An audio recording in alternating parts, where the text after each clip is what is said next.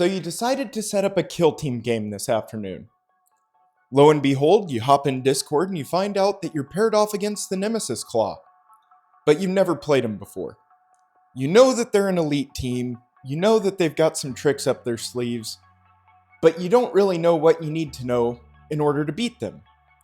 So now you're frantically searching through YouTube, trying to find a video as you drive to your local game store to hopefully help you beat these guys.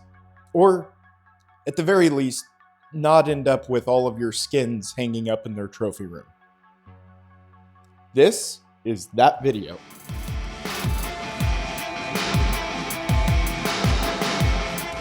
Brothers and female brothers, welcome back to Brotherhood Tabletop, a channel where I'm hopefully starting to figure all this out.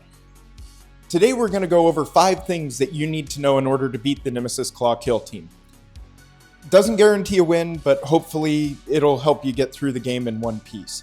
The 5 things that we're going to go over today are the constant obscuring that they get, the poisoning of the objective through the Fearmonger, the We Have Come For You and Black Hunt combination with the Screecher and Skin Thief, the Psyker maneuvers of the Visionary and the Ventriloquar, and then of course everybody's favorite firefight ploy, Vox Scream. Follow along, we're going to make this quick. So the first thing we're going to go over is In Midnight Clad. This is their faction rule that allows them to have obscuring as long as they're within control range of a piece of heavy terrain, underneath vantage terrain, and also 6 inches away from one of your units. So how are we going to counter this? The obvious answer, get within 6 inches. Round that corner, bust out the melt-a-gun or plasma, roll hot, and burn these guys to the ground. The other option is you can charge into them. I wouldn't advise doing that against the melee heavy units, but hey, if you've got somebody strong enough to do it, go for it. But in the case of the gunner, the heavy gunner, even the Ventriloquar or the Fearmonger, their melee isn't anything to write home about, as long as you don't get poisoned. You should have a decent chance of driving in and knocking these guys down. Pick them off one by one and prevent them from darting back and forth through the shadows.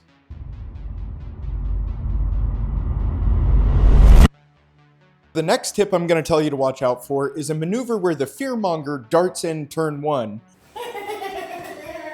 poisons an objective, the token stays there the whole game unless you happen to pick it up, and then darts out of there, not leaving you an opportunity to do anything about it.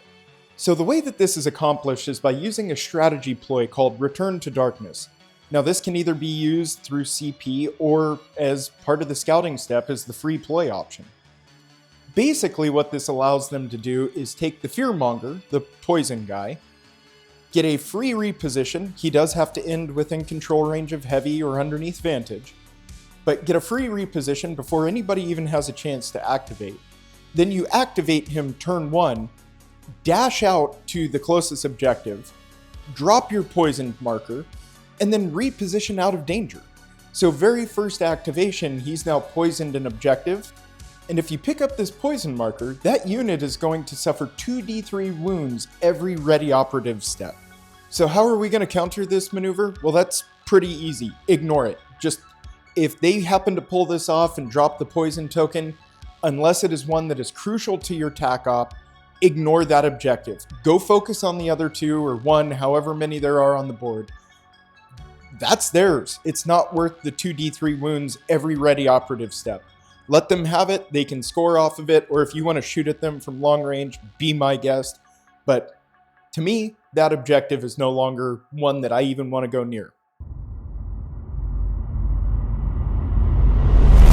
So if turning point 2 onwards, your opponent plays We Have Come For You, probably paired with the Black Hunt, they are likely within charging range, and you're probably about to get charged by one of 2 units.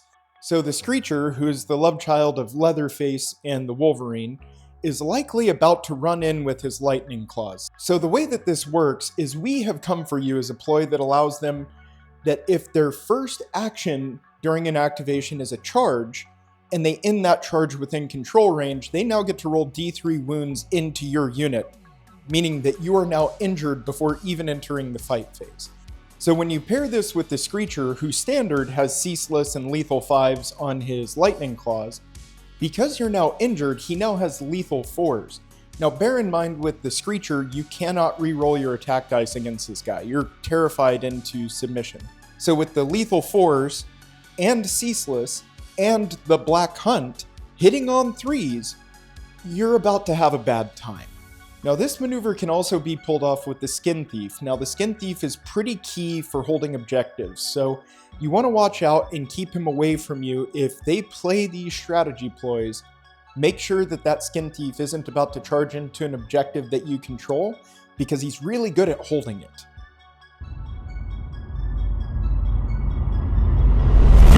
So next we're going to talk about the psychic abilities that the Nemesis Claw have. They've got 2 units that can do any kind of psychic maneuvers. First of all is the Visionary, secondly is the Ventriloquar.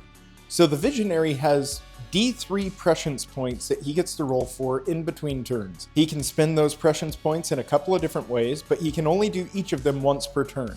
So he can end up becoming a CP generator by discarding one of his prescience tokens. He can ignore normal attack damage that you're sending through to him, or he can use it to skip a friendly activation that turn. Next up is the Ventriloquar. So if he's within 6 inches of one of your units, he can do one of 3 things. Now he can only do each of these once per battle, but be aware that it might be coming. So he can do one of 3 things. It does cost an APL to do this, but he can cause your unit to dash out in any direction that he so chooses. He can change your order. So if you're within 6 inches of him, he can flip you from concealed to engaged, or I guess engaged to concealed, although I'm not sure why he would want to do that. And the third thing is, he can subtract 1 from that unit's APL stat. So it can be really menacing for a 2 APL team to come up against this guy. So how are we going to counter these things? Well, you can't necessarily. It's just something that you need to be aware of. The Visionary is going to be able to do whatever he's going to do. Obviously, he's the leader, so he's going to be a little tougher to take down. But be aware that he's going to be dropping CP. The Ventriloquar, you just need to be aware that if he gets within 6 inches of you, he's probably about to perform a psychic maneuver, and you're not going to like it. So if you can, charge into him, try to fight him. He does have a chainsword, but he's not invincible. And his little buddy on the stick doesn't add to his melee profile.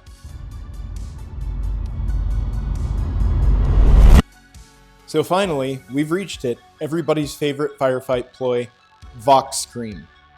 Now, this has frustrated many an opponent. So the way that this works is you're about to make a crucial move with your sniper or your heavy gunner, and you're about to run in and pop the Screecher before he can charge into you. Then your opponent pulls out Vox Scream.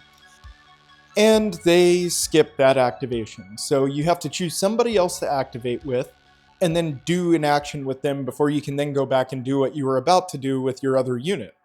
This is extremely frustrating, and it can screw up your plans for the entire turning point. So how do you counter it? Again, this is one of those things that you can't really counter. It's something that you just need to keep in the back of your mind, that at any point, your enemy could play a firefight ploy that is going to mess up the thing that you're about to do, and you'll have to come back to it later. Do your best to just remember that that might be on the board at some point, and try to not pin everything on a crucial singular move, because that is surely when they're going to use it. So we hope this video helps you get out there and reclaim your skins, or at least not get wiped off the board. The Nemesis Claw are a dirty team. There's a bunch of them out there. If you like this content and you found that it was helpful, feel free to leave a comment down below with other things that you think might help people up against this team. And if you want to see more of these for each individual team, we're happy to put that out in the future. Like, comment, subscribe. Thanks for watching, and welcome to the Brotherhood.